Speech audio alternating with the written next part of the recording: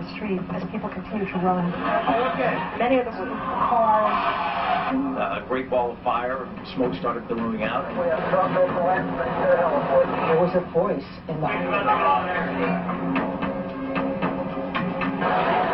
Secretary Rumsfeld, huge explosion. We can see a cascade of sparks.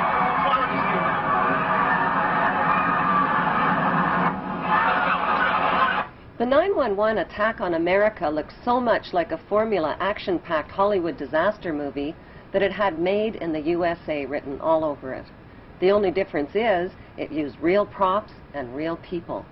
It had terrorist villains, American firefighter heroes, fireball explosions, collapsing buildings, pedestrians chased by dust clouds, and it even had a God Bless America music score. Well-positioned cameras shot the action-packed drama from every conceivable angle. Just the picture of the helicopter landing and the president walking in, and then the 19 hijackers had been Saudi nationals. So in the terrible... He said that he didn't believe that Osama bin Laden could do it. No one has blamed or accused him formally. that how many people worked in the building. The city is confirming that some 265 firefighters are believed. None of us will ever forget this day. People who knock these buildings down will hear all of it soon. America Remembers, Sunday, 8/5. The timing, the title, and the eerie advertisement for Harvey Weinstein's Lord of the Rings movie called The Two Towers was a prophetic and disturbing coincidence. Profits from the Two Towers movie were small change compared to the 911 reality disaster movie, which has become the world's top-grossing production of all time. The only thing missing are the 911 producer, writer, and director credits. But it doesn't take an Enron accountant to figure out who's cashing in. During the first week, the 911 producers made a spectacular fortune just on the stock market alone. How? By knowing in advance that the stocks in airline and insurance companies associated with the 911 crash would fall in value. Using that inside information, they made negative bets on the stock market called put options. Put options are bets that a certain stock will fall in value by a certain date. It's big risk gambling, unless you've got inside information that can turn your bet into a sure thing. But that's illegal if you get caught at it. Put option bets on the decline in 911 related airline and insurance stocks skyrocketed by a whopping 600% just before 911, which means that somebody knew about the attacks before they happened. Who exactly were those somebodies? Merrill Lynch and HSBC, Morgan Stanley Dean Witter, the Bank of America, weapons manufacturer Raytheon, the Lehman Brothers, General Motors, Swiss Re, Munich Re, and AXA Re Insurance Company, which owns 25% of American Airlines. These insiders bought put options through Deutsche Bank. Most demanding clients trust Deutsche Bank to perform. Deutsche Bank, a passion. Buzzy Krongard, the former executive director of the CIA, just happened to be the manager of Deutsche Bank. And so the profiteers from 911 were not Osama bin Laden or his band of U.S.-trained Arabs. They were blue-chip Israeli, U.S., and British businessmen. Within the first week, the 911 producers sucked up $40 billion in box office profits from U.S. taxpayers who were hypnotized, terrorized, and traumatized by the infinite reruns. Think of it as a conspiracy theory true or false test. A. When George W. Bush started his first oil company, who helped fund it? Osama bin Laden's brother and brother-in-law. True or false? B. After a terrorist bomb at a barracks in Saudi Arabia killed 19 Americans, who got the multi-million-dollar contract to rebuild? The bin Ladens. True or false?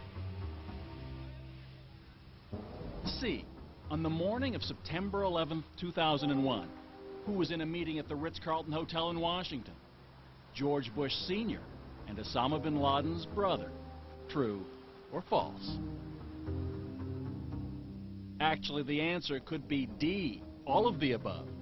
Because believe it or not, as far-fetched as they sound, each and every one of those things, the bin Laden link to the Bush Oil Company, the bin Laden construction contract after the terrorist bomb, and the bin Laden-Bush meeting on 9/11, is true. Many of the facts surrounding the events of 9/11 point to a cover-up, like the fact that the Bush administration ignored all of the advance warnings of the 9/11 attacks. Warnings from FBI agents like Colleen Rowley and from the famous Phoenix memo were not only ignored, they were suppressed. FBI Deputy Director John P. O'Neill quit his job when his investigation of Osama bin Laden was blocked. According to a September 24th Newsweek article, top Pentagon officials canceled their travel plans for 9/11 because of security concerns. While the American public were sitting ducks, all of America's political, military, and corporate VIPs were kept out of harm's way. 2 Muslims accused of the 9/11 hijackings took their flight training at Rudy Decker's Huffman Aviation School in Florida. Rudy Deckers is linked to the CIA and drug smuggling through Carib Air and Britannia Aviation, which shared the same small Venice airport with Deckers. The media reported that on the night before the attacks, accused ringleader Mohammed Atta and 2 other Muslim hijackers got drunk, fondled naked dancers in a Florida strip club called Shuckums, forgot their business card and their Quran holy book at the bar, publicly bashed America, and loudly boasted about impending bloodshed the next day. Would devoted and highly secretive Muslim hijackers risk their planned mission by attracting so much negative attention? And why were they in Florida instead of Boston the night before their suicide flights? On the early morning of September 11th, 19 Muslim men well known to intelligence and security agencies supposedly waltzed past airport security checks, boarded 4 passenger planes, and turned them into deadly missiles without even a hitch.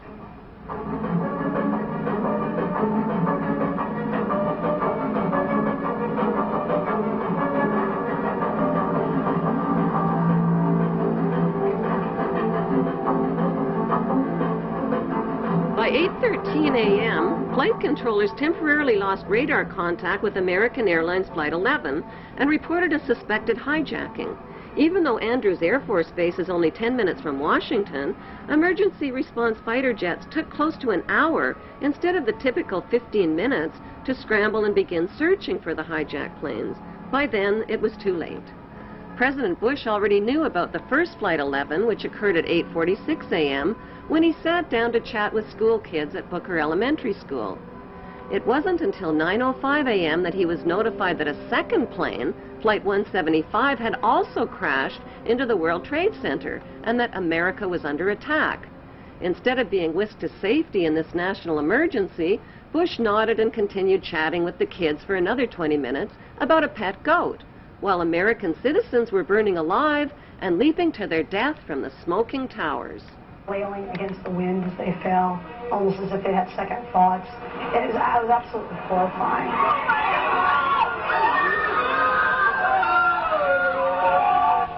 And you don't have to be a conspiracy theorist to wonder exactly what President George W. Bush knew about the attack, and when he knew it. According to the official White House version, it was at this moment in a Florida classroom that Bush learned the second plane had hit the World Trade Center and that the U.S. was under attack. But here's what George Bush himself said almost 3 months later when asked about September 11th. I was sitting outside the classroom waiting to go in, and I saw an airplane hit the tower of a TV. You know, the TV was obviously on, and I used to fly myself, and I said, well, there's one terrible pilot. And I said it must have been a horrible accident. But I was whisked off there. I didn't have much time to think about it. Now, wait a minute. George Bush was told about the second plane while he was inside the classroom. So you just heard him describe seeing the first plane crash on television that day. But that's impossible. No one saw the first plane crash on TV on September the 11th because the videotape of it didn't surface until the next day. At 9:55 a.m., President George W. Bush took off in Air Force One with no escort or protection from fighter jets and circled around for the next hour. Why was the president's plane airborne and unescorted for an entire hour while hijacked planes were roaming the skies?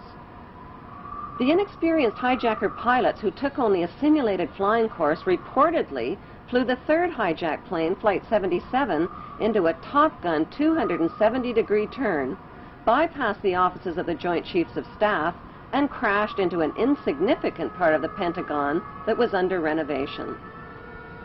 Emergency response Air Force fighter jets were finally airborne when a fourth hijacked plane, Flight 93, crashed into a field in Pennsylvania at 10:06 a.m. The media reported that passengers overpowered the hijackers, but nearby residents saw U.S. fighter jets overhead and gave eyewitness reports of debris falling from the sky. That debris was found 8 miles away, indicating that the plane had been shot down.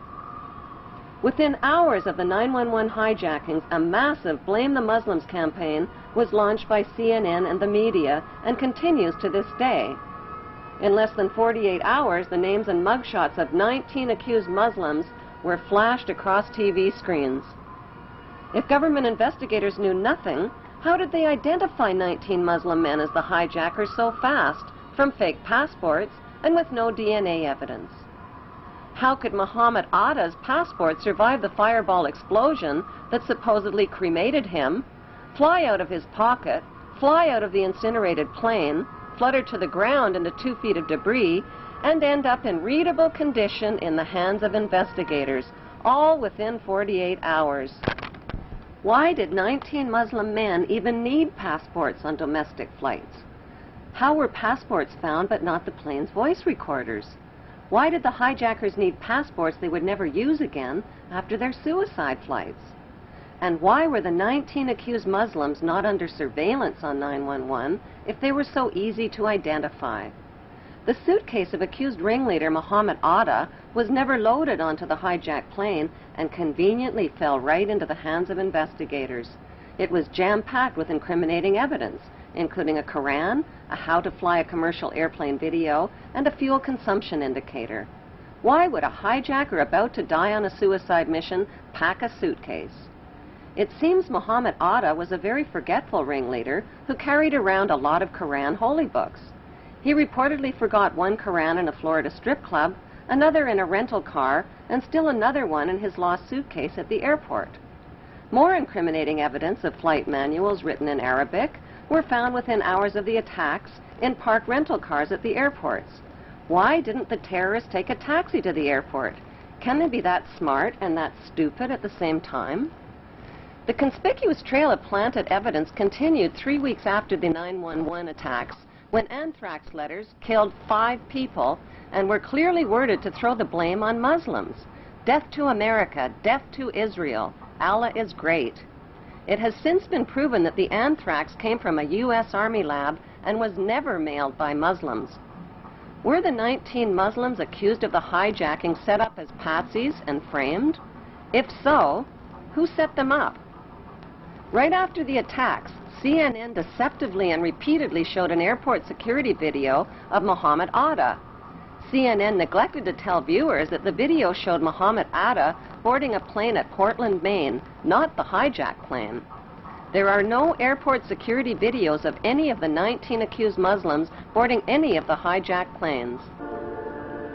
Right after the 911 attacks, CNN reported that the U.S. government had a tape recording of Osama bin Laden telling his mother that something big was about to happen and that she wouldn't be seeing him for a while. CNN later acknowledged that the report was false. Osama bin Laden consistently denied being involved in 911 and claimed the Israeli Zionists were behind the attacks. According to Japanese, Chinese, and Indian news reports, Osama bin Laden was killed in Afghanistan in the fall of 2001 and was buried in an unmarked grave by his own men.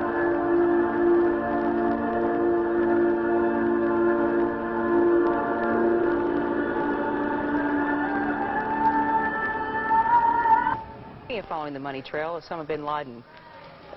Army sources telling me, even via Iraq, via other places overseas, we know where he is. We're on him. It's just a matter of time. Do you agree with that? I believe he's dead. Really? I'm 98% positive that we killed him in December of 2001 during the Tor Bor campaign. I've seen no proof of life since then, regardless of these tapes that are cobbled together.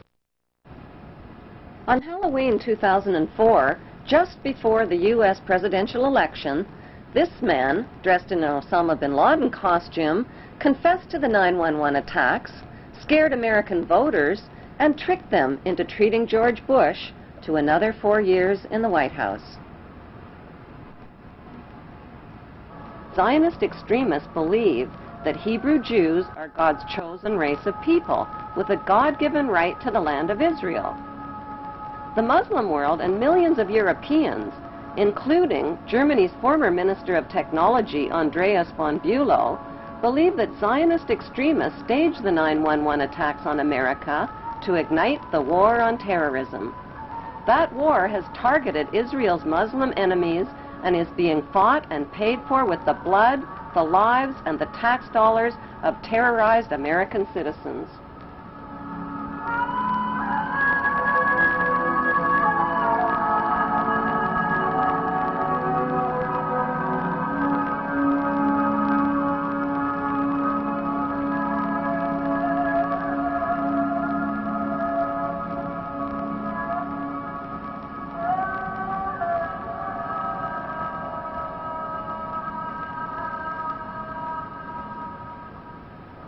Half the world believes that 9/11 was a conspiracy carried out by Islamic Muslim extremists with financing from Muslim charities. The other half believes it was a conspiracy carried out by Jewish Zionists with financing from Jewish charities. Is there any evidence to support that belief? Since 9/11, FBI Director Mueller, BBC News, and ABC have confirmed that 7 of the 19 Muslims whose mugshots were flashed around the world did not die in the 9/11 crashes. They are alive and well and are victims of identity theft. An 8th accused Muslim died 1 year before the 9/11 hijackings even occurred.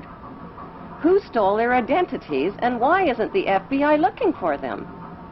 If the hijackers really were Muslims, why would they steal the identities of fellow Muslims and implicate them? Wouldn't they be more likely to steal Israeli identities and put the blame on Israelis? If the hijackers were Israelis, wouldn't they be likely to steal the identities of Muslims and put the blame on Muslims? Even though no one has been officially charged or convicted of the 9/11 hijackings, CNN and the 5 Western media monopolies have exclusively sold the American people on a Muslim conspiracy. Unfortunately, the only eyewitnesses capable of positively identifying the hijackers died on board the hijacked planes. Before flight attendant Amy Sweeney was killed on hijacked Flight 11, she picked up an airphone and reported that 4 Middle Eastern-looking men had hijacked the plane. The fact is that Israeli men are Middle Eastern men who just happen to be Middle Eastern-looking. The voice of the hijacker heard from the hijacked plane's voice recorder reveals that the accent of the hijacker matches an Israeli Hebrew accent. Stay quiet and you'll be okay. We're heading to the airport. The next transmission comes seconds later. Nobody move. Everything will be okay. If you try to make any move, you'll danger yourself and the airplane. Let's stay quiet. After 9/11, 1,000 Middle Eastern-looking Muslim men were swept into U.S. custody, but the media kept quiet about 60 Middle Eastern-looking Israeli men who were also taken into custody and held under great secrecy. On December 11th, Carl Cameron of Fox News ran the first of a 4-part series about a group of Israelis who were among the 9/11 suspects. These detained Israelis failed polygraph tests about their surveillance activities against the U.S. and were caught videotaping the 9/11 attacks from different angles. Fox News also reported that the evidence linking these Israelis to 9/11 was classified, but a leaked 61-page report from the U.S. government's Drug Enforcement Agency revealed that another 120 Israelis, posing as artists, were also rounded up right after 9/11. Carrying counterfeit visas and green cards, the Israelis admitted that they served in the Israeli army in explosives, electronic, and military intelligence units. Did Middle Eastern-looking Israelis who were detained as suspects after 9/11 steal the identities of the accused Muslims? The leaked DEA report revealed that Israelis with Israeli military backgrounds had posed as artists and lived on Sheridan Street in Hollywood, Florida, just down the street from Mohammed Atta and 3 other accused Muslims. On August 18th, 1 month before the 9/11 attacks, a New York Times article by reporter Sheila K. Dewan described a group of 4 foreign artists who smuggled their way into the World Trade Center just months before 9/11.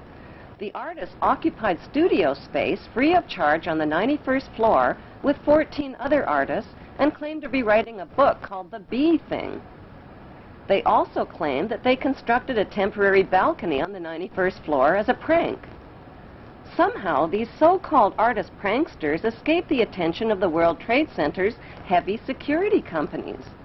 George W. Bush's brother, Marvin Bush, just happened to be the director of Securicom, which provided electronic security for the World Trade Center.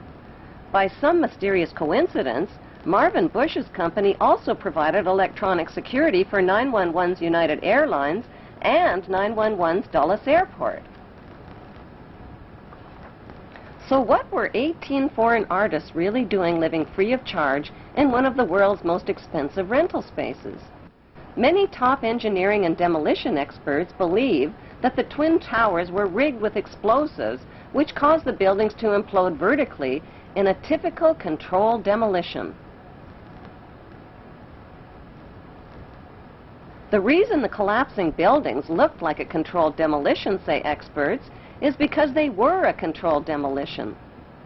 Photos and video recordings confirm that explosions occurred at the base of the 2 towers as well as in Building 7 before they fell. On September 24th, firefighter Louis Caccioli told People Weekly point blank, "We think there were bombs set in the building." That claim was echoed by many witnesses and by firefighters who heard the explosions just before Tower 1, Tower 2, and Building 7 collapsed. The steel-supported Twin Towers were built to withstand the impact of a passenger jetliner, yet the official explanation for their collapse is that the burning jet fuel heated the steel support beams and caused them to buckle. Expert independent investigators insist that it's impossible for jet fuel burning in oxygen to melt steel, and that most of the jet fuel burned up outside the buildings in clearly visible fireballs. After the crashes, the white smoke turned black, indicating cooling temperatures, not rising temperatures as reported. Why did a company called Controlled Demolition quickly haul away, melt down, and dispose of 499,850 pieces of structural steel that could have proved the temperature the steel had reached and the use of explosives? Why did Tower 2 that was hit last fall first, 53 minutes after being struck, whereas Tower 1 fell 1 hour and 28 minutes after being struck? An even bigger mystery is why Building 7, owned by Larry Silverstein, collapsed much later on in the afternoon, even though it had never even been hit. If these 3 World Trade Center buildings were rigged with explosives, when could the explosives have been installed, and who controlled access to the buildings? The 30-year-old World Trade Center has always been publicly owned and managed by the New York, New Jersey Port Authority. That is, until a Jewish businessman named Louis Eisenberg became the chairman. Eisenberg is an active leader in Jewish Zionist organizations. He personally oversaw negotiations that put the publicly owned World Trade Center into private hands. Those private hands belonged to 2 Jewish pro-Zionist billionaires named Larry Silverstein and Frank Lowy, even though their bid was lower than other bids. Lowy served as a commando in the Israeli army, and Silverstein just happens to be the former chairman of the United Jewish Israel Appeal. With Eisenberg's help, they landed the 99-year lease worth $8 billion for half price at $3.5 billion. During the moving, renovations, and security changeovers, explosives could have easily been installed in the buildings without detection. George W.'s brother, Marvin Bush, was not only the director of the World Trade Center's electronic security company, he was also the director of the World Trade Center's casualty insurance company called Houston Casualty. That company terminated their insurance coverage for the World Trade Center before 9/11, right in the nick of time. Another suspicious company occupied the 16th and 17th floors of the North Tower. That company, called Zim Israeli American Shipping, suddenly broke their lease, paid a $50,000 penalty, and moved out of the World Trade Center only weeks before 9/11. Zim Israeli American Shipping is owned by Zim Israel Navigation, which just happens to be owned by the government of Israel. If the new owners, Silverstein and Lowy, knew about the 9/11 attacks in advance, why did they buy a 99-year lease to the doomed buildings? Because they could do the simple math. Silverstein bought the $3.5 billion World Trade Center with only a $15 million down payment, which amounts to 0.01% of the total. He took out maximum terrorist insurance coverage only 6 weeks before the attacks. The demolition of the World Trade Center buildings on 9/11 eliminated Silverstein's cost for an $800 million facelift to update the aging 30-year-old buildings. As soon as the spanking new World Trade Center is finally built and expanded to over 11 million square feet of rental space, Silverstein stands to pocket billions of dollars per month. In the meantime, U.S. taxpayers are covering Silverstein's so-called losses. Then there's the big payouts from insurance policies with mega-terrorism insurance, which Silverstein took out just weeks before 9/11. Silverstein is demanding a 200% payout by claiming payouts for 2 separate 9/11 attacks instead of one. Silverstein's insurance companies, called Swiss Re and Munich Re, are the same companies under investigation for advanced knowledge of 9/11 and for profiting from 9/11 on the stock market. If Silverstein's insurance companies knew in advance about the attacks, why would they insure doomed buildings? Were these giant insurance companies handpicked to keep a lid on their insurance investigation findings and to ignore the evidence of 9/11 cover-ups? Silverstein has since bought out Frank Lowy, paid off investors and loan groups, put limits on victim compensation claims, and turned the publicly owned World Trade Center into the smelliest private real estate deal in American history. George W. Bush threw up permanent roadblocks to stop an independent investigation of the 9/11 events.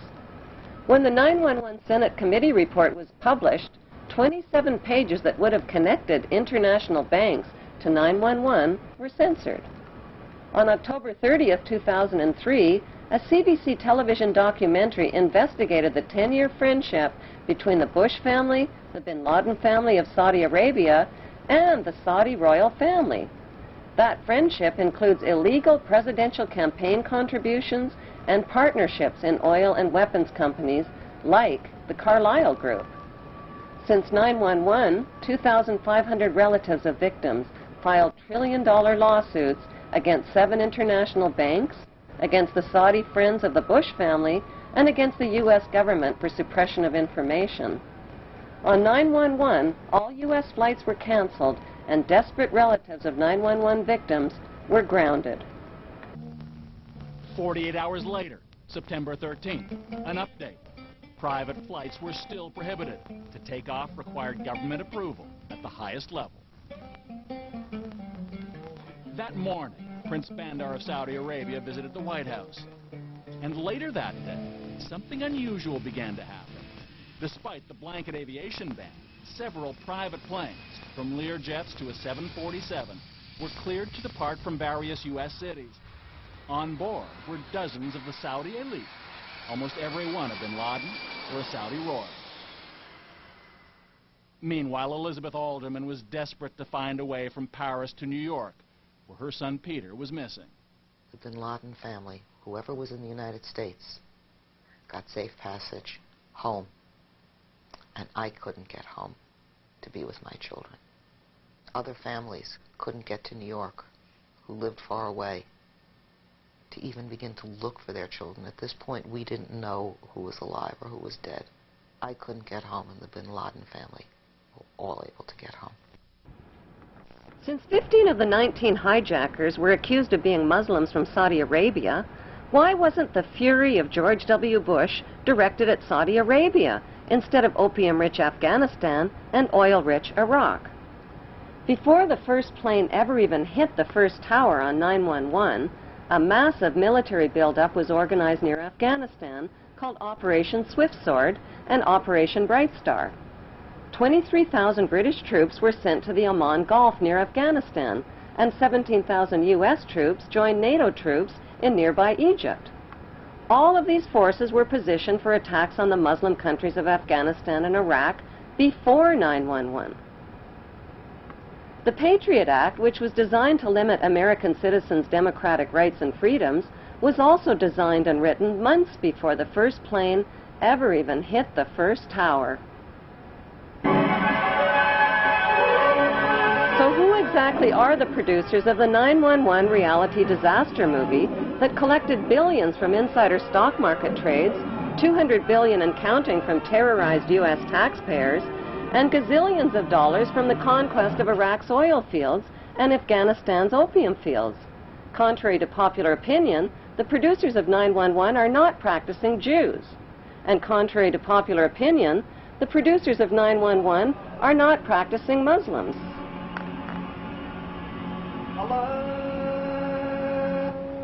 They are a secret network of international pirates who identify with no nation, no national flag, and no established religion. Their flag is the skull and crossbones, and their god, G-O-D, spells gold, oil, and drugs. It is important to understand the difference between the term Jews, Hebrews, and Zionists. The majority of the world's Jewish population are honest, caring, honorable people who practice Judaism, follow religious tradition, and embrace good moral values.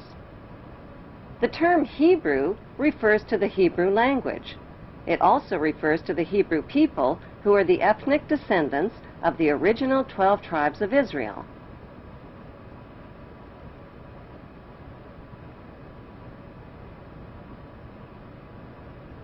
The term Zionist refers to political extremists.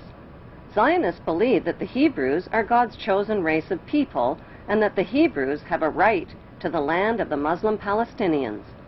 Why? Because according to the Bible, God said so.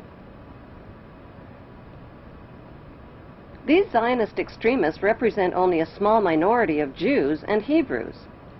Christians who support Israel's theft of Palestinian land are called Christian Zionist extremists. Their goal is to help fulfill the prophecies of the Bible story. Countless millions of Americans are reading a series of novels called Left Behind. They're topping bestseller lists all over the country, and they're being made into movies.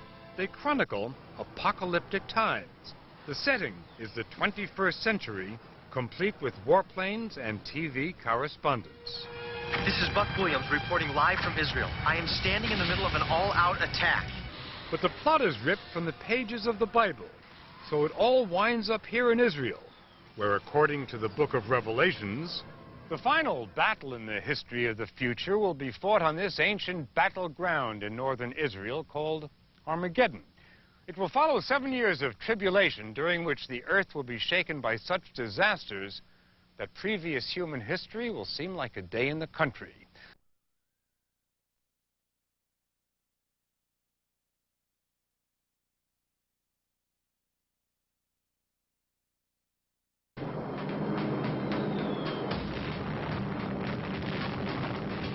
I made the only decision I ever knew how to make.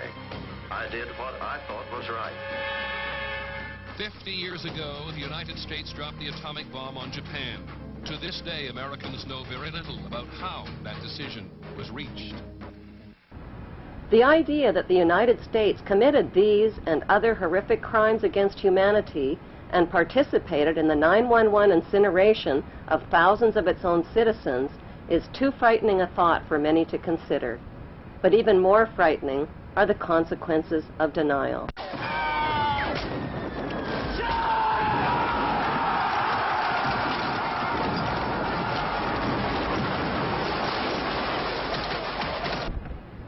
Did the world wars, revolutions, and big events of human history evolve naturally, or were they calculated and pre-planned? If they were pre-planned, who planned them, and what are they planning for the future of humanity? The answer to this puzzling question can be found within the boundaries of 3 of the world's most powerful cities. Those 3 cities belong to no nation and pay no taxes. They are Washington's District of Columbia, which is not part of the city of Washington or of the United States, the inner city of London, which is not part of London or England, and Vatican City, which is not part of Rome or Italy. These cities, called city-states, have their own independent flag, their own separate laws, and their own separate identity.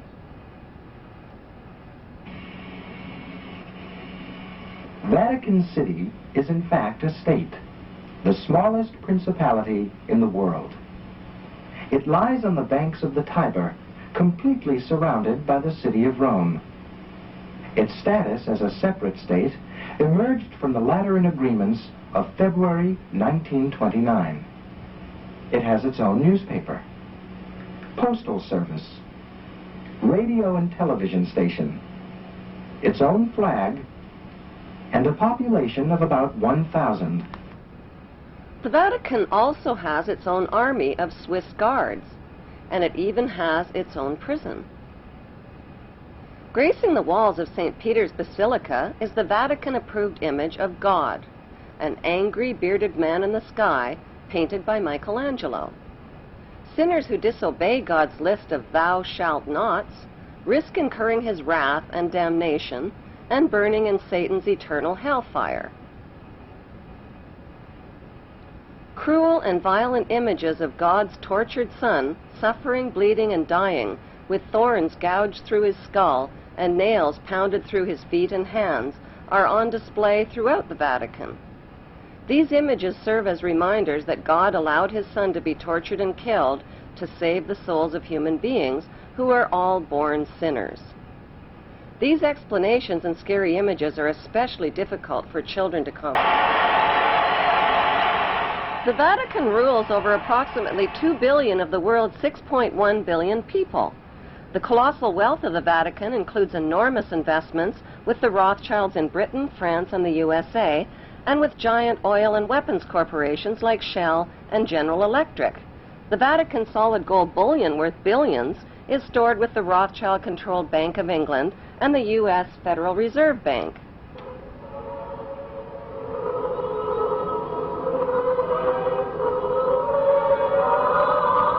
The Catholic Church is the biggest financial power, wealth accumulator, and property owner in existence, possessing more material wealth than any bank, corporation, giant trust, or government anywhere on the globe. The Pope, who is the visible ruler of this colossal global wealth, is one of the richest men on earth. While 2/3 of the world earns less than $2 a day, and 1/5 of the world is underfed or starving to death, the Vatican hoards the world's wealth, profits from it on the stock market, and at the same time preaches about giving. How did the Pope and Vatican accumulate all that wealth over the millennium? One method was to put a price tag on sin. Many bishops and popes actively marketed guilt, sin, and fear for profit by selling indulgences.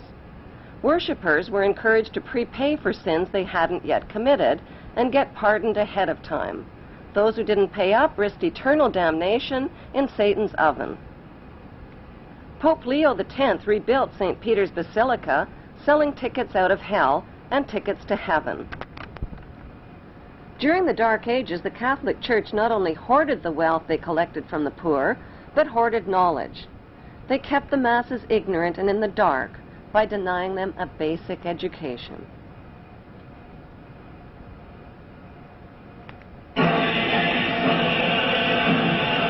More than 60,000 armed Christians were on their way to reclaim Jerusalem from the infidel. Between 1095 and 1291 AD, the Pope launched 7 bloodbaths called the Christian Crusades, torturing, burning, beheading, and mass murdering hundreds of thousands of Muslims and Jews in the name of God. The Pope's brutal soldiers were called Knights Templar, or Knights of the Temple of Solomon, and evolved into today's secretive brotherhood called the Freemasons. Between 1450 and 1700 AD, the Catholic Church followed up their holy terror with the Inquisition. Based on rumors of practicing witchcraft, the Catholic Church hunted down, tortured, and burned alive millions of innocent women at the stake.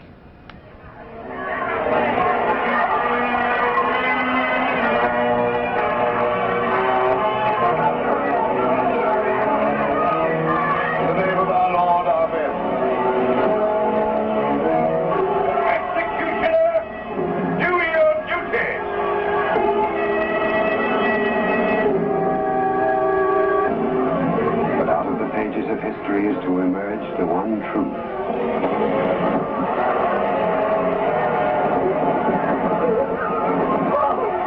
Father, thank you. And may the angels lead thee into paradise. During World War II, the Vatican was criticized for supporting Hitler and his Nazi regime.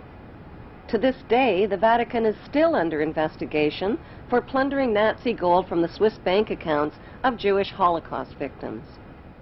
Over the past 5 decades, more than 1,500 priests and bishops have been identified in the sexual assault of tens of thousands of boys and girls in their trusting congregations and orphanages.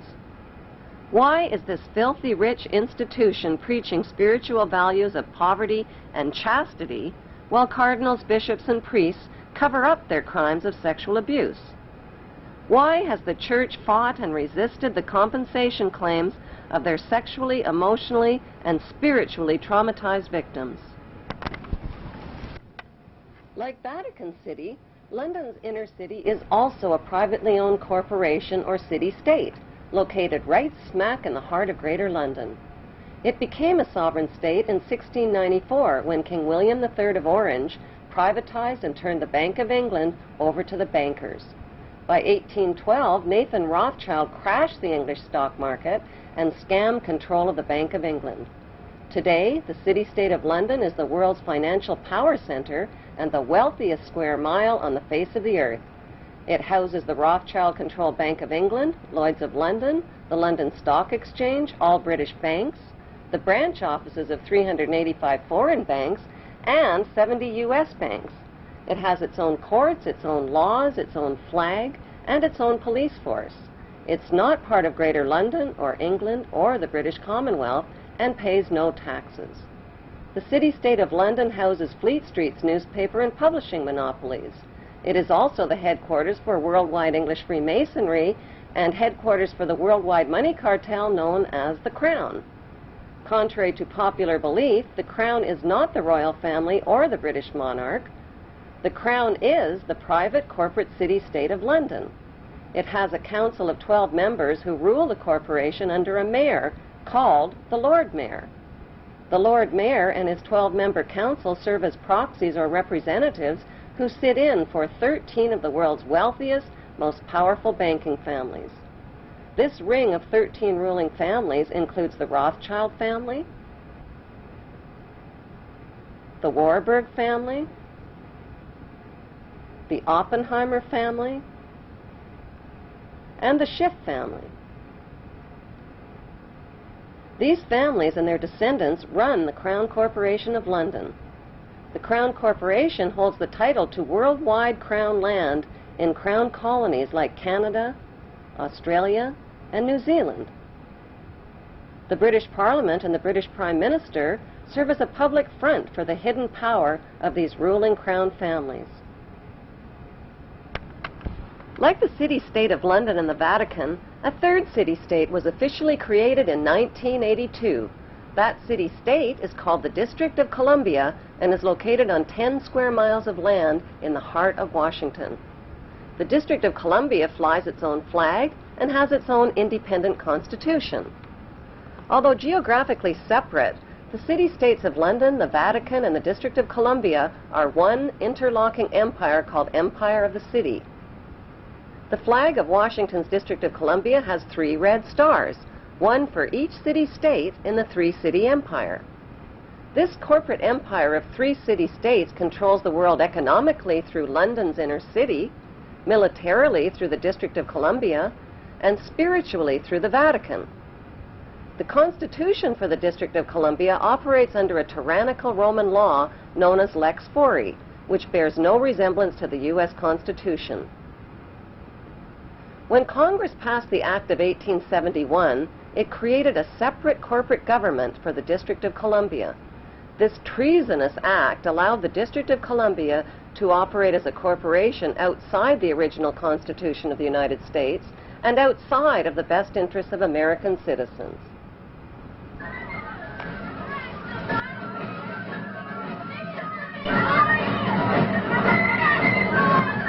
A sobering study of the signed treaties and charters between Britain and the United States exposes a shocking truth. The United States has always been, and still is, a British Crown colony. King James I was famous not for just changing the Bible into the King James Version, but for signing the First Charter of Virginia in 1606. That charter granted America's British forefathers a license to settle and colonize America. The charter also guaranteed that future kings and queens of England would have sovereign authority over all the citizens and colonized land in America stolen from the Indians. After America declared its independence from Great Britain, the Treaty of 1783 was signed. That treaty specifically identifies the King of England as the Prince of the United States and contradicts the belief that America won the War of Independence. Although King George III of England gave up most of his claims over his American colonies, he kept his right to continue receiving payment for his business venture of colonizing America. If America had really won the War of Independence, they would never have agreed to pay debts and reparations to the King of England. When Congress passed the 13th Amendment to the Constitution, the U.S. President was made subservient to the King of England. The 13th Amendment is called the Title of Nobility Amendment and forbids U.S. presidents and their officials from using royal titles like king or prince or baron. For some mysterious reason, the 13th Amendment, which was ratified in 1810, no longer appears on current copies of the Constitution. America's blood-soaked War of Independence against the British bankrupted America and turned its citizens into permanent debt slaves of the king. In the War of 1812, the British torched and burned to the ground the White House and all U.S. government buildings and destroyed ratification records of the U.S. Constitution. 1 century later, a corrupt U.S. Congress committed the biggest theft in world history.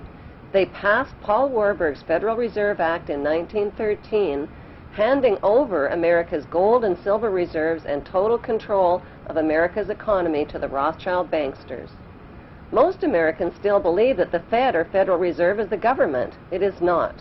The Fed is a privately owned banking system whose majority Class A shareholders are the Rothschilds, Warburgs, Kuhn and Loeb, J.P. Morgan, Rockefeller, Israel Seif, and the Lehman Brothers. This private banking cartel is the Fed and is never audited and never pays taxes. They print and design America's money, which displays their symbols of an Egyptian pyramid, a Masonic all-seeing eye, and the words, "In God We Trust." Who exactly is the God they trust? They also collect American taxpayers' money through the IRS. Then they loan it back again with interest to pay for roads, bridges, and other public works.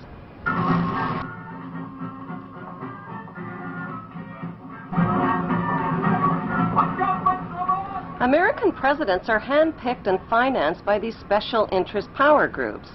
Like George W. Bush, John Forbes Kerry, whose initials are JFK, is a member of Yale University's Skull and Bones Brotherhood.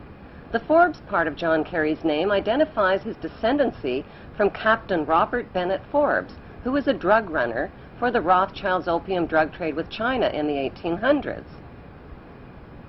Most U.S. citizens believe that the United States is a country and that the President is the most powerful man on earth.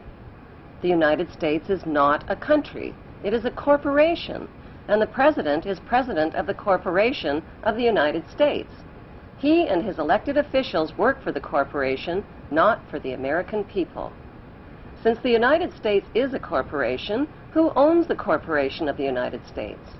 Like Canada and Australia, whose leaders are prime ministers of the Queen and whose land is called Crown Land, the United States is just another Crown colony. Crown colonies are controlled by the empire of 3 city-states. At the center of each city-state is a towering, phallic-shaped stone monument called an obelisk that points skyward. In D.C. city-state, the obelisk, known as the Washington Monument, was dedicated to Freemason George Washington by the Freemason Grand Lodge of the District of Columbia.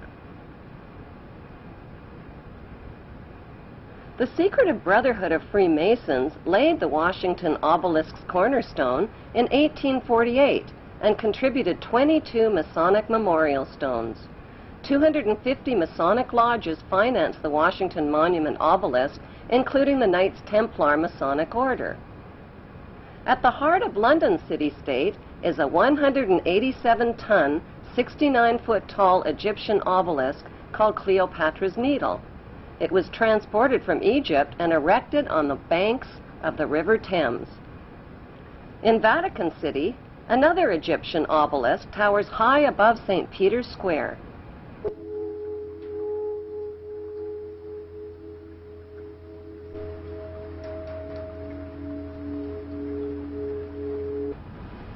What exactly is an obelisk? Obelisks are phallic-shaped monuments honoring the pagan sun god of ancient Egypt called Amun-Ra. The spirit of this pagan god is said to reside within the obelisk. Obelisks symbolize the phallus and fertility. At the base of the obelisk is a sunwheel circle symbolizing the vagina. Together, they depict male and female sexual union. Worshippers of Amun believe Amun is the supreme god and creator of all things, and can transform himself into other gods, like Osiris, the god of the underworld, or Seth, the god of evil and chaos. Since vowels were interchangeable in the biblical Hebrew language, Amun can be spelled A-M-E-N, A-M-O-N, O-M-O-N, or A-M-U-N. Today, Amun is one of the most popularly used words in the entire world. It is used in all languages by Christians, Muslims, Hindus, and Jews at the end of prayer. Without realizing it, people all over the world are praising Amun. The Old Testament of the Bible is the holy book of both Christians and Jews. Amun is repeated over and over again throughout the Bible and is hidden within the word testament. The word Amun literally means the hidden one. Many are fooled into believing that Amun means so be it or truly, but in Kings 1 verse 36 of the Old Testament, Amun is identified as the Lord God of my Lord. Why in the world would the Vatican, a fortress of Puritan Christian values, erect a monument symbolizing the pagan god Amun and sexual intercourse right in its own front yard?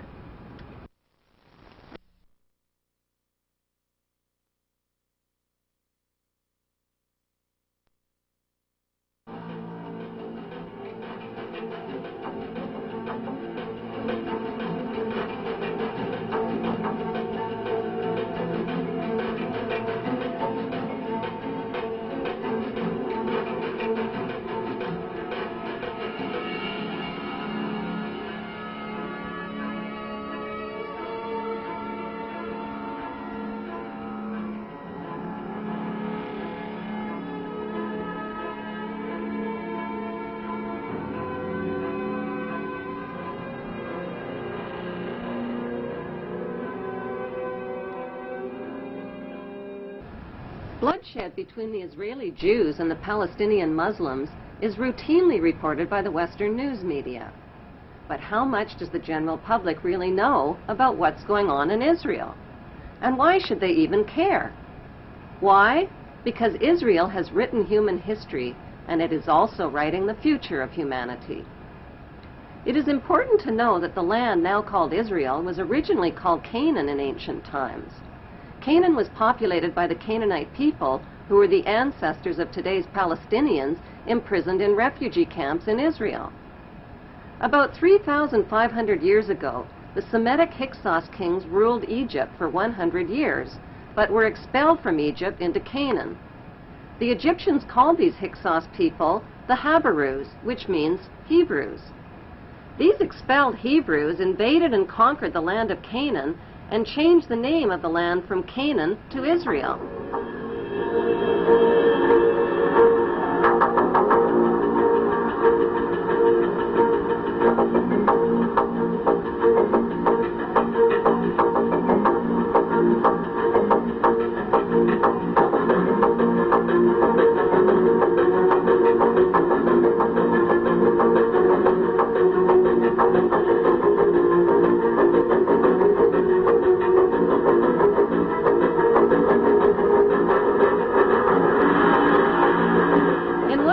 5 AD, the name was once again changed to Palestine after the Romans conquered the land.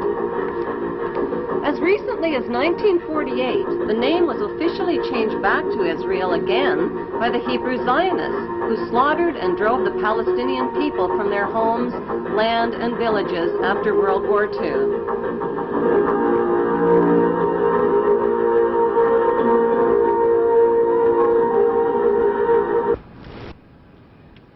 To understand what's really going on in the world today is to journey back in time and dig up the ancient secrets of the past. Those ancient secrets have been hidden by the ruling class beneath the shifting sands of Egypt for more than 4,000 years.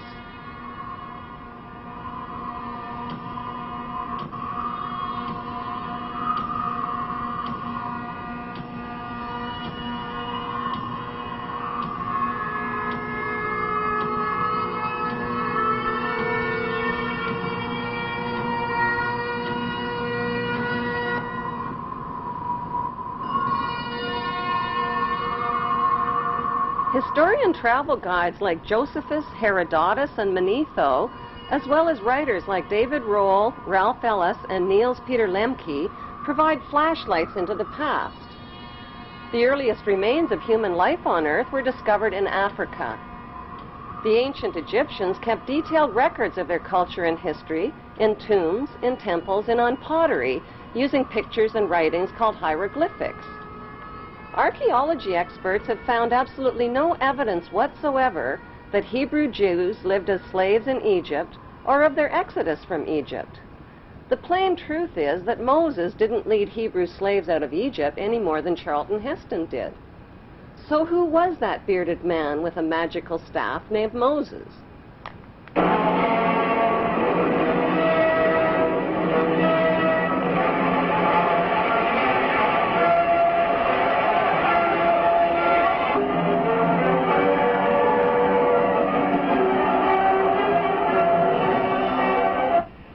There is not one shred of archaeological evidence for the existence of Moses or of any of the Bible's main cast of Hebrew characters, from Abraham to Jacob to Joseph to King David to King Solomon.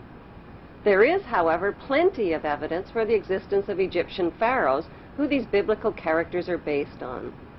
The Bible's Old Testament has carefully covered up the connection between the Egyptian pharaohs and the Hebrew patriarchs by mixing up historical facts with myths and legends. The job of archaeology experts and historians is to separate fact from fiction. Modern archaeologists have confirmed that the Hebrews were not a race of people as once thought. They were a Semitic and Asiatic class of foreign workers who migrated into Egypt from neighboring lands in search of work as craftsmen and builders. As their population multiplied over hundreds of years, they contributed to Egyptian technology, worshipped Egyptian gods, intermarried with Egyptian nobility, and gradually rose to positions of power and wealth in Egypt. The Bible story of the Hebrew Jews begins with Abram, who was born north of Canaan in the town of Ur around 2055 BC. Abram married his beautiful sister Sarai. At God's command, the incestuous couple changed their names to the Egyptian names of Abraham and Sarah and migrated to Egypt. Once in Egypt, Abraham turned his sister wife Sarah over to the Pharaoh as his harem sex slave and was rewarded with gold and silver. Abraham received covenants or promises from God. God promised to make his name great and to make a great nation for him. God also made a circumcision covenant with Abraham, commanding him to mark the flesh of his people and slaves by cutting off the protective foreskin of their penises. Circumcision was a painful barbaric custom that was introduced into Egypt near this same time and has survived to this day. It is the unnecessary mutilation of the genitals of little boys and implies that God made a mistake in design. This mutilation custom has more to do with a mark of Hebrew ownership than with hygiene. In the continuing Bible story, Abraham married an Egyptian woman named Hagar because his sister wife Sarah couldn't conceive. But at age 90, Sarah finally gave birth to a son named Isaac. Following God's order to sacrifice his son, Abraham hog-tied Isaac and picked up a knife to kill him. Just as Abraham was about to plunge the knife into Isaac, he learned God was only kidding.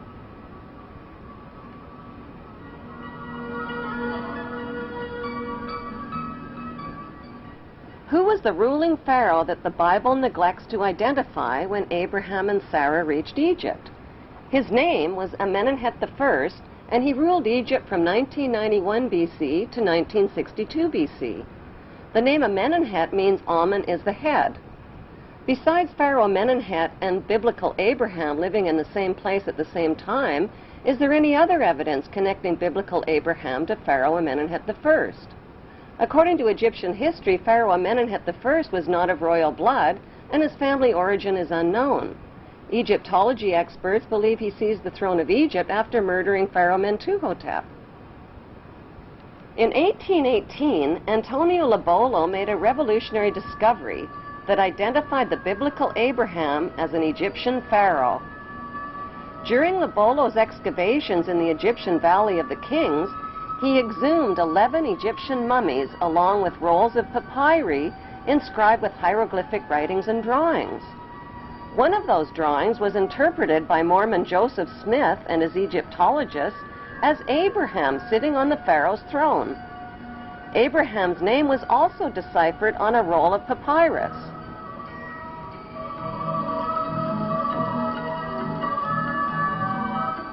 Joseph Smith published his controversial findings in the Book of Abraham in 1842 and was murdered 2 years later. Today, the only Egyptian pyramid tomb forbidden to the public is the tomb of Pharaoh Amenemhet I, who many researchers now believe is the biblical Abraham. Why have Egyptologists never found the remains of Pharaoh Amenemhet I or a biblical Abraham?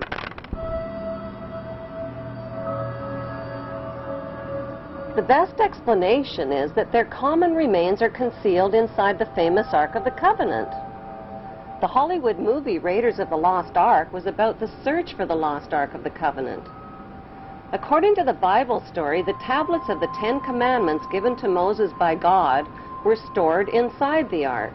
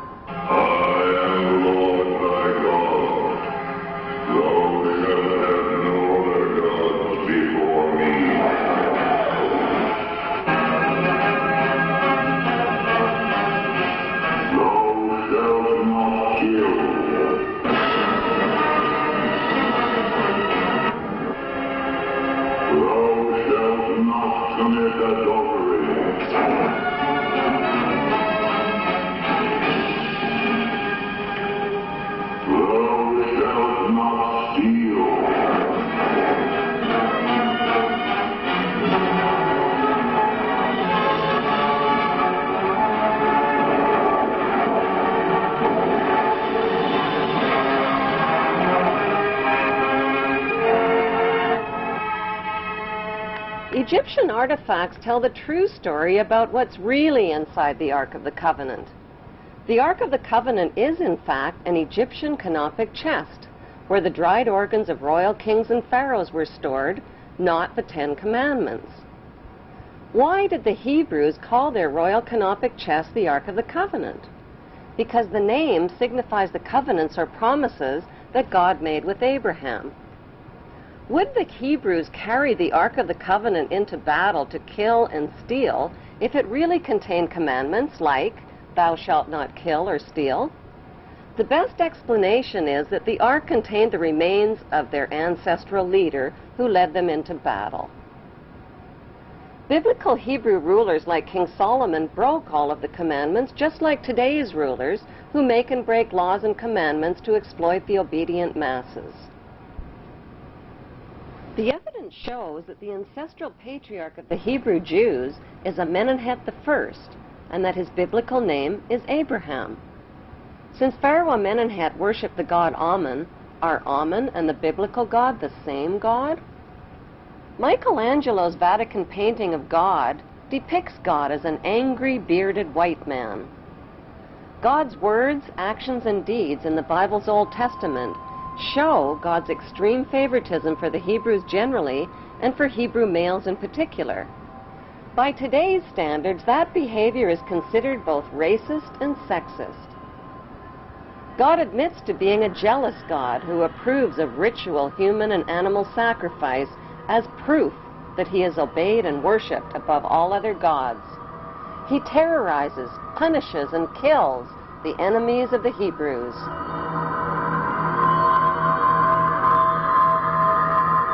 He uses his godly power to kill Egyptian children and spread plagues, famines, pestilence, and darkness.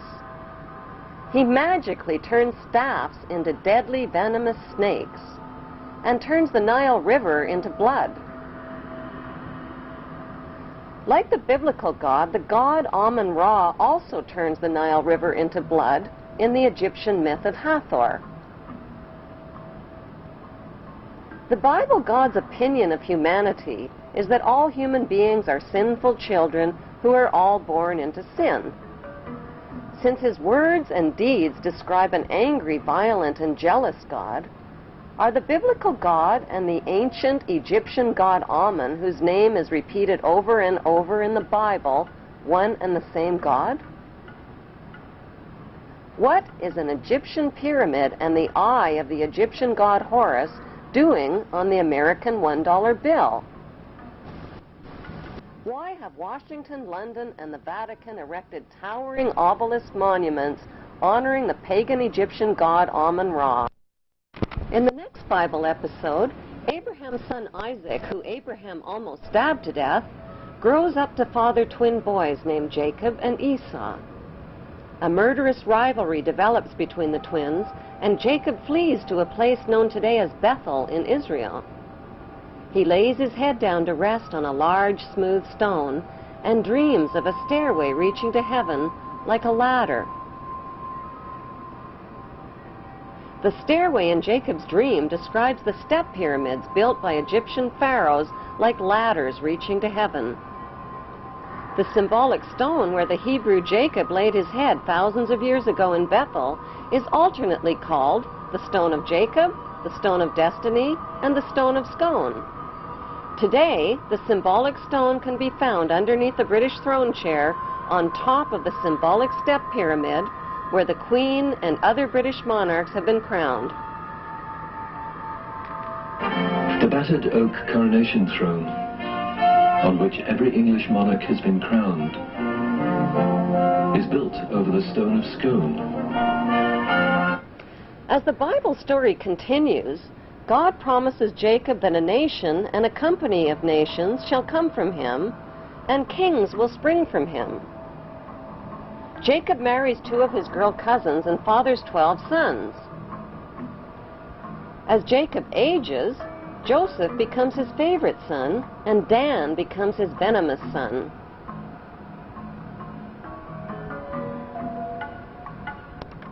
Jacob eventually takes his sons and his Hebrew clan and migrates from Canaan into Egypt. This Hebrew migration into Egypt closely parallels Egyptian history when the Semitic Hyksos migrants overthrew the Egyptian pharaohs and seized the throne of Egypt. One of the Semitic Hyksos leaders who became king of Egypt was Yaquber.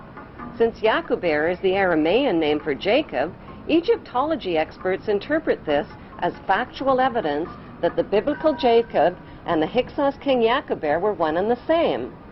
Historical records show that the Semitic Hyksos kings ruled Egypt for over 100 years.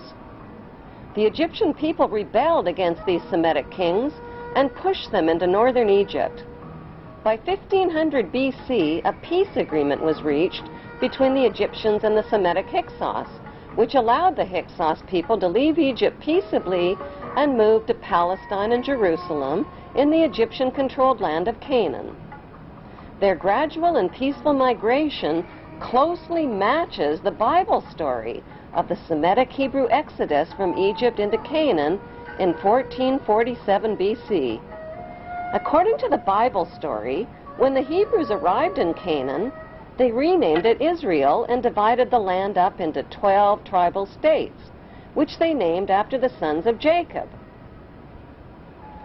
Jacob's favorite son Joseph stayed behind in Egypt. Joseph hid his Hebrew identity by marrying an Egyptian wife and changing his name to the Egyptian name Zaphenath-Paneah, which means he who can reveal secrets. According to the Bible, Joseph ruled Egypt as the Pharaoh's top vizier and bought up all the private land in Egypt from the starving people. Then he taxed them out of 1/5 of their income. Was Joseph the chief vizier of Pharaoh and Moses, who negotiated the peace agreement allowing the Semitic Hebrew Hyksos people to settle in the Egyptian-controlled land of Canaan? The Hebrew connection to the Egyptian pharaohs is further revealed in the biblical story of Moses. Many years ago, in a land called Egypt, there lived a very mean king. Egyptian kings were called pharaohs.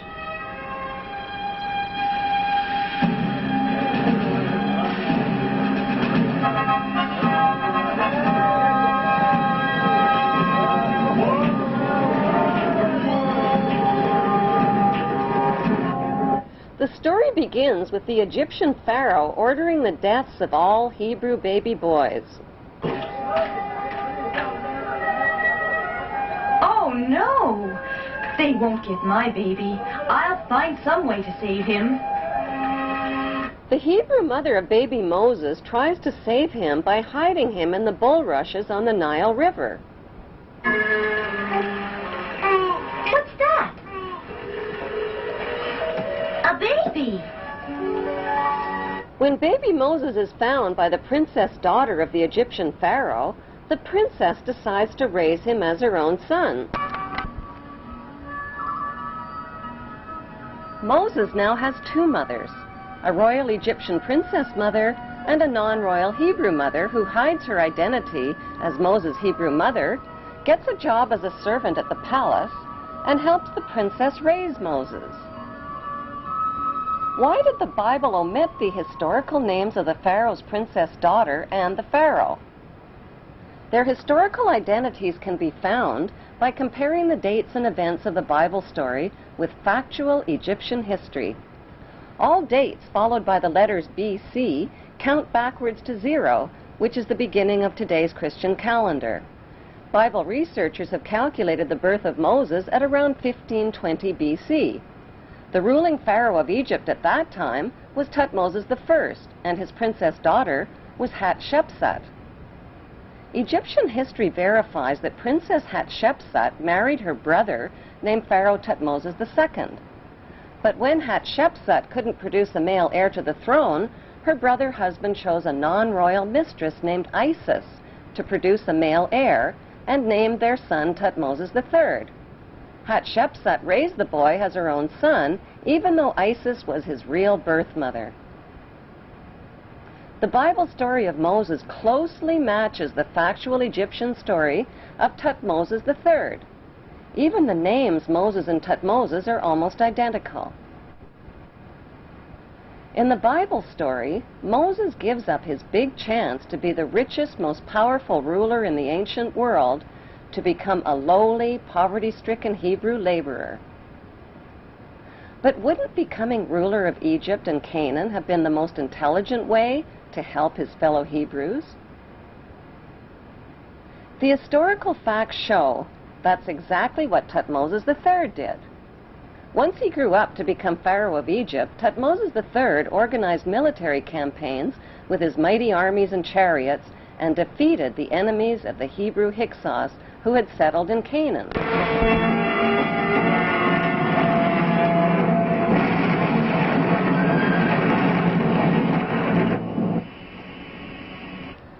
After his famous Battle of Megiddo in Canaan in 1479 BC, Thutmose installed district governors in garrison cities throughout Canaan. Did Thutmose choose his district governors from the 12 Hebrew tribes named in the Bible?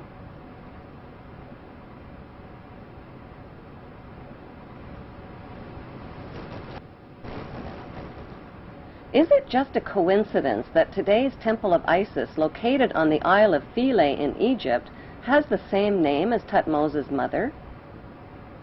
Some suggest that Thutmose III built the original Temple of Isis to honor his Hebrew mother, who was named after the goddess Isis, and that the temple was later restored by the Ptolemy kings. An inscription inside the temple identifies Isis as the mistress queen of Egypt. Today, Thutmose III is immortalized in stone in the corporate city-state of London, right next to his Egyptian obelisk honoring the pagan Egyptian god Amun. Why has UNESCO and others spent billions of dollars and years of labor moving the massive tonnage of the Isis temple and obelisks honoring the pagan god Amun? The answer lies within the continuing Bible story. After the Hebrews settled in the land of Canaan, they renamed it Israel. Their king, King David, reigned for 50 years. Egyptian history reveals that Pharaoh Susenes also ruled Canaan for nearly 50 years, at the same time as the biblical King David. Both battled the same enemy called the Sea People or Philistines.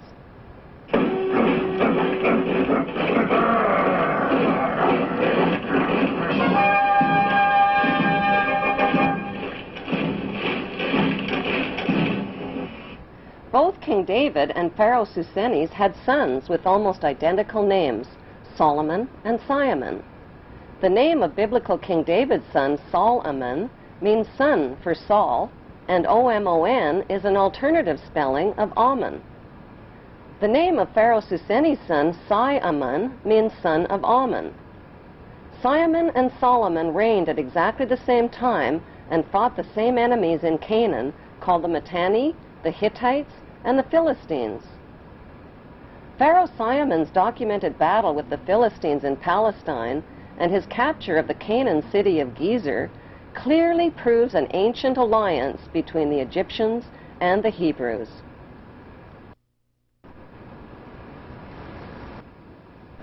The famous King Solomon's temple in Jerusalem means Temple of the Sun God Ammon. According to the Talmud, King Solomon used the dark power of his magic ring to conjure up demons to help him build his temple.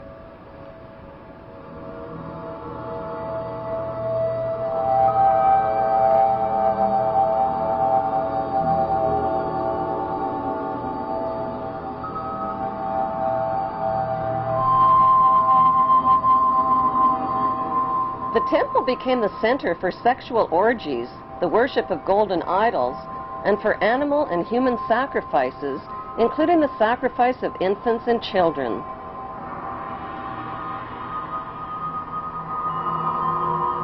The biblical Ark of the Covenant was stored inside King Solomon's temple. The Ark had 4 gold rings built into its 4 corners, each representing the 4 corners of the earth over which descendants of the biblical Abraham are destined to rule. Since archaeologists claim the biblical King Solomon was no more real than the evil wizard Saruman from the movie Lord of the Rings, who built King Solomon's temple?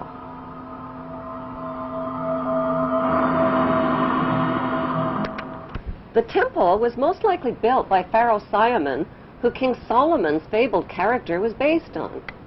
Today, all that remains of the temple is the Wailing Wall, where Israel's Jews still gather to worship in Jerusalem. Did the Hebrew authors of the Bible's Old Testament really expect readers to believe that Abraham lived to be 175? That his sister wife Sarah gave birth at age 90? That Moses turned staffs into snakes and rivers into blood? Why did the Hebrew authors of the Bible omit all of the important historical names of Egyptian pharaohs? Why did they mix up historical fact with myths and legends? The big question is, what did they have to hide? Researchers of both Bible and Egyptian history have concluded that the Hebrew authors of the Bible covered up the fact that the Hebrews and the Egyptians shared the same royal bloodline. But why? Why the cover-up? Because after the Egyptian people forced the Hebrew Hyksos kings out of Egypt, the only way the Hebrews could continue ruling Egypt was to hide their Hebrew identity from the Egyptian people. They did that by changing their Hebrew names to Egyptian names and intermarrying with Egyptian royalty, just like the biblical Joseph did. By hiding their Hebrew identity, the Hebrews continued to rule Egypt secretly as Egyptian royalty. They worshipped Egyptian gods, followed Egyptian laws, and violated Jewish Hebrew laws. This meant they had to hide their Hebrew identity not just from the Egyptian people, but from the Hebrew people as well. They had to keep their royal Hebrew Egyptian identity and their worship of Amun hidden within royal power circles and secret societies, just as they have done to this day. The world's biggest and best-kept secret is that the descendants of the Hebrew pharaohs of Egypt have ruled throughout history. Over the millennia, they have left oceans of blood in their wake. They have murdered, cheated, slaughtered, robbed, colonized, and enslaved to fulfill their biblical covenants for an eternal throne and one world empire.